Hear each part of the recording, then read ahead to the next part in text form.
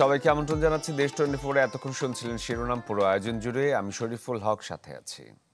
ভিগো ওয়্যারগার্ড প্রয়োজন মতো বাটানো যায়, অধিক চাপেও ভাঙে না। ভিগো। থামছেই না সীমান্ত হত্যা।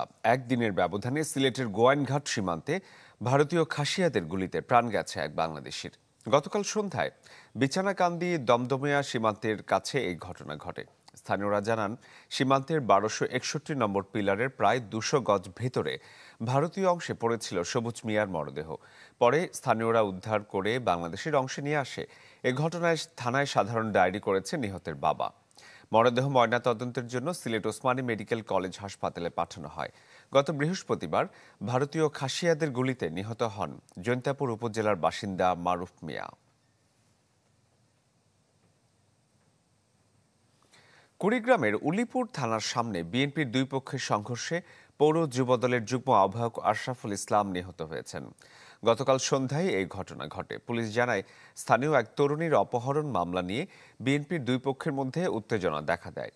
বিষয়টি নিয়ে থানায় দুপক্ষের বসার কথা ছিল, কিন্তু এর আগেই সংঘর্ষে জড়ায় দুই পক্ষ, আর এতে গুরুতর আহত হন আশরাফুল। তাকে উদ্ধার করে উলিপুর উপজেলা স্বাস্থ্য কমপ্লেক্সে নেওয়া হলেও বাঁচানো যায়নি।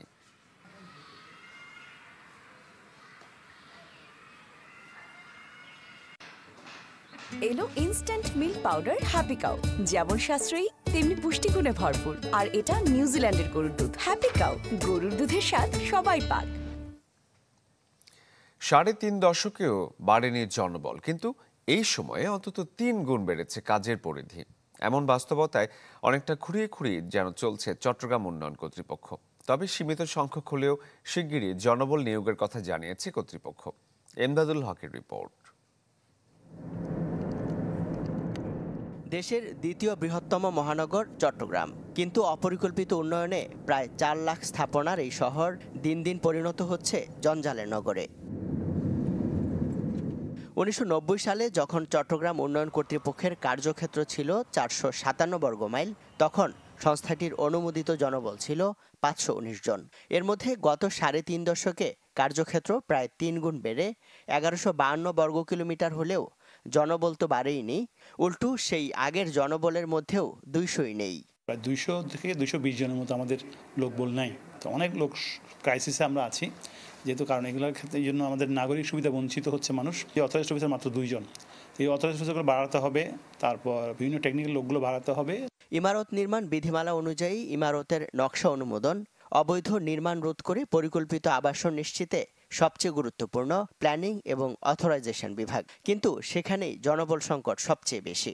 আয়তনে সামান্য বড় রাজউকে যেখানে 24 জন অথরাইজেশন কর্মকর্তা, সেখানে চট্টগ্রামে মাত্র 2 জন।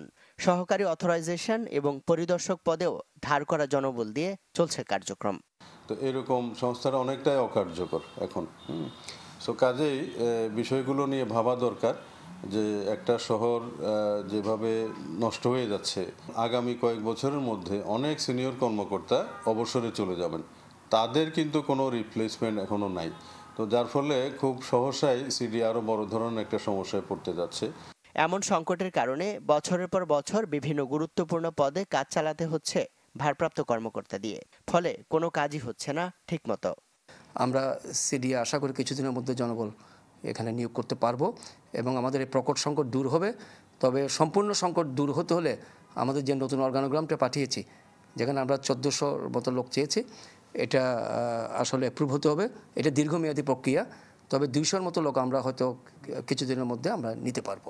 নতুন মাস্টার প্ল্যানে কার্যক্ষেত্র 1255 কিলোমিটার ধরে সংস্থাটির প্রায় 1500 জনবল দরকার বলছেন সংশ্লিষ্টরা। ইমদাদুল হক, চ্যানেল 24, চট্টগ্রাম।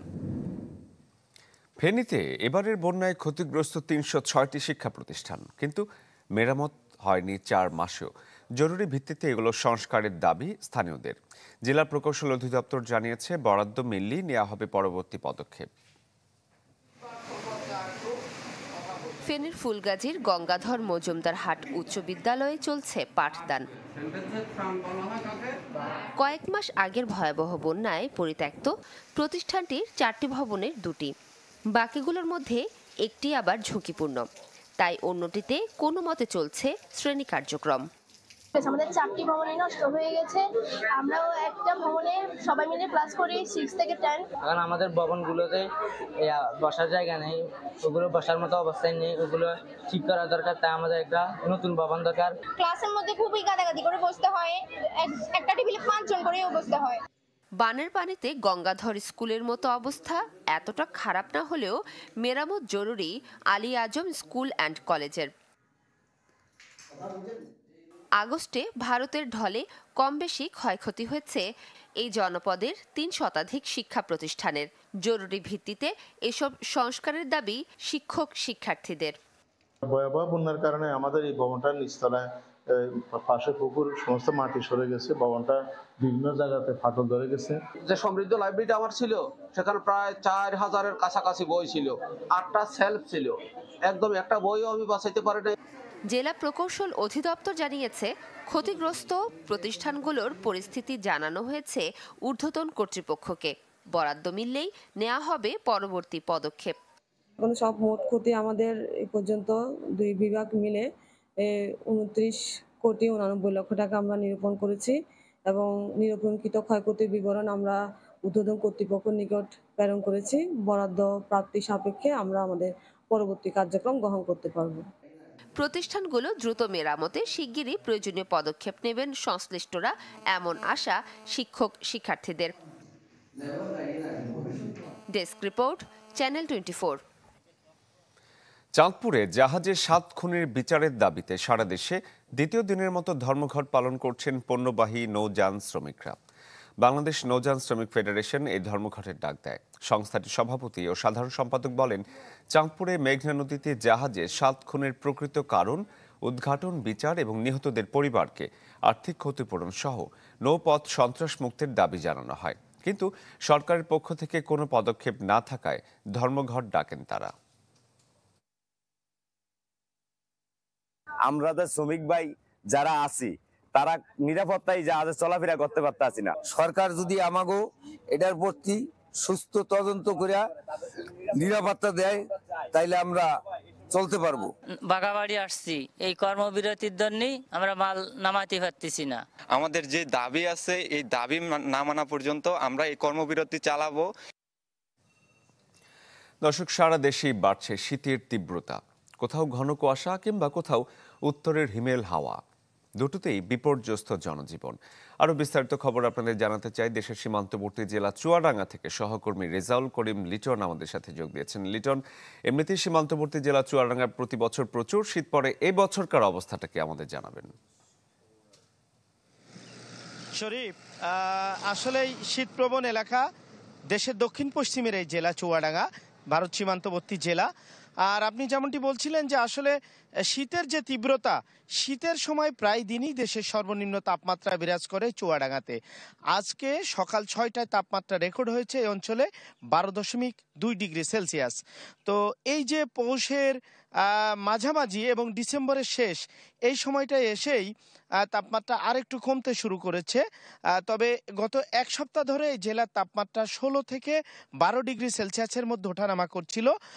তো এই 16 থেকে 12 ডিগ্রি তাপমাত্রায় মানুষের কিছুটা স্বস্তি ছিল। তো আবহাওয়া অফিস বলছে এই সপ্তাহের শেষেই আবার শৈত্যপ্রবাহ আসবে, অর্থাৎ জানুয়ারির প্রথম দিকে, তখন শীতের তীব্রতা আরও বেড়ে যাবে।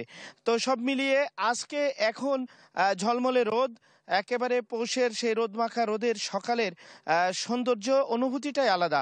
মানুষ কিন্তু নিজের ঝাড়া দিয়ে অনেকেই কাজে বের হয়েছে এবং সকালের শীতের সকালের যে আলাদা একটা সৌন্দর্য আছে, যে অনুভূতি আছে, সেটি আসলে ইট পাথরের নগরী ছেড়ে এই প্রকৃতিতে না আসলে বোঝানো যাবে না।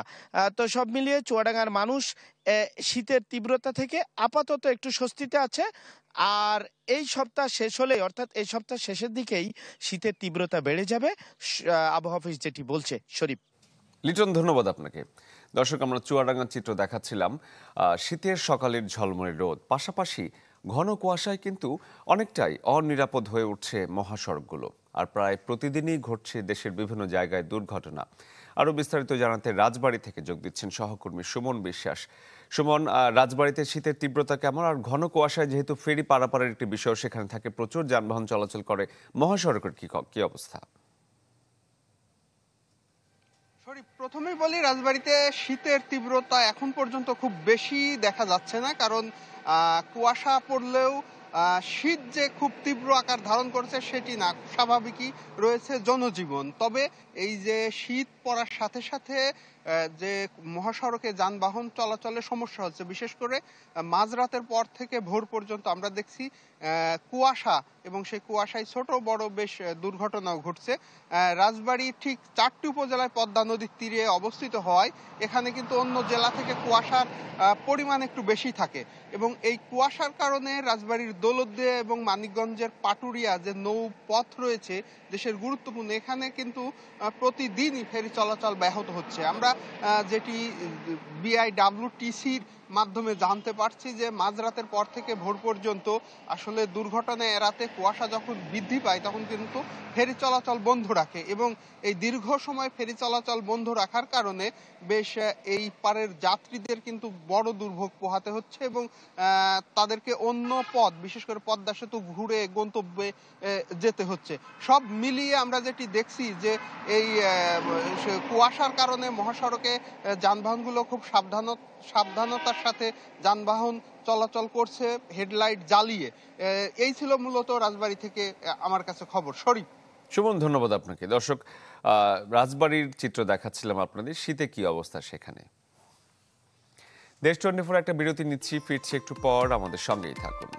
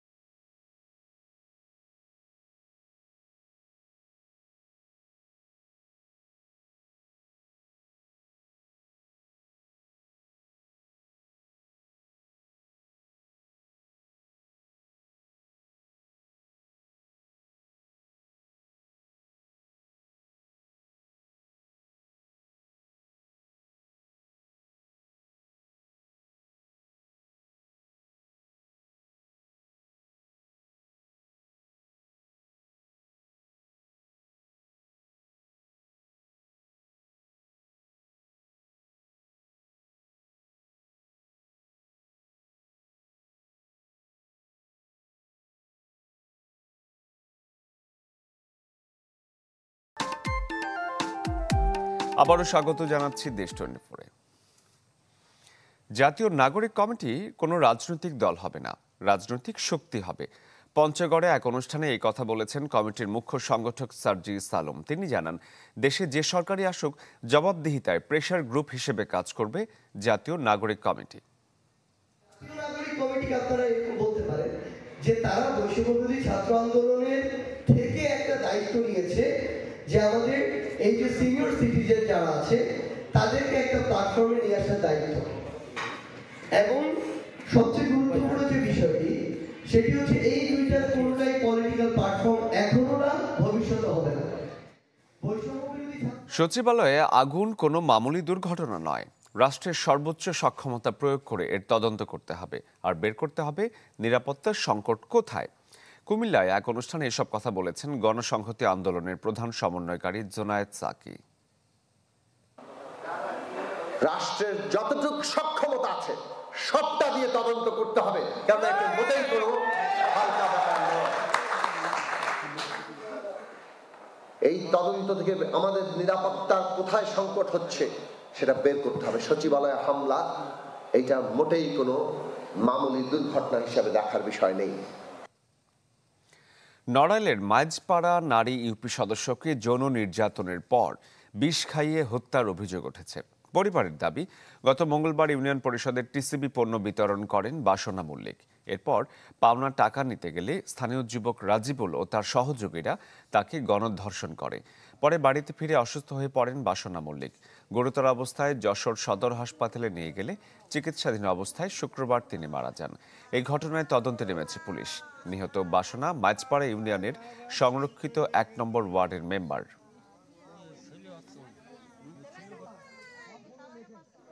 আমার মারে ডেকে নিয়ে যেয়ে আমার মারে প্রথমে দর্শন করেছে, করে এবার বলতেছে কি হয়তো ভিডিও করেছে কিছু করে, বলতেছে তুই যদি 2 লাখ টাকা না দিস তাহলে 1 সপ্তাহের ভিতরে তোর খবর আছে আর তোর মানে সপরিবারে শেষ করে দেবো, এমন হুমকি দিছে। আমার মা যা বলিয়ে গেল। সংবাদ প্রাপ্তির সাথে সাথে আমি ঊর্ধ্বতন অফিসারকে অবহিত করি। অবহিত করার পরে এলাকায় আমি বাড়িতে আসছিলাম এবং স্থানীয়ভাবে ব্যাপক অনুসন্ধান অব্যাহত আছে। পরবর্তীতে আইনগত ব্যবস্থা গ্রহণ করা হবে। নোয়াখালীতে বিএনপির এক কর্মীকে প্রকাশ্যে গুলি ও গলা কেটে হত্যা করেছে দুর্বৃত্তরা। শুক্রবার দুপুরে বেগমগঞ্জের সুজায়তপুরে এই ঘটনা ঘটে। পুলিশ জানায়, নিহত কবির হোসেন আলাইয়াপুর ইউনিয়নের 5 নম্বর ওয়ার্ড বিএনপির কর্মী ছিলেন। জুমার নামাজ শেষে বাড়ি ফেরার পথে মুখোশধারী 5 থেকে 6 জন তাকে গুলি করে। মাথায় গুলিবিদ্ধ হয়ে মাটিতে লুটিয়ে পড়লে বাঁ পায়ের রগ কেটে এবং গলা কেটে মৃত্যু নিশ্চিত করে দুর্বৃত্তরা।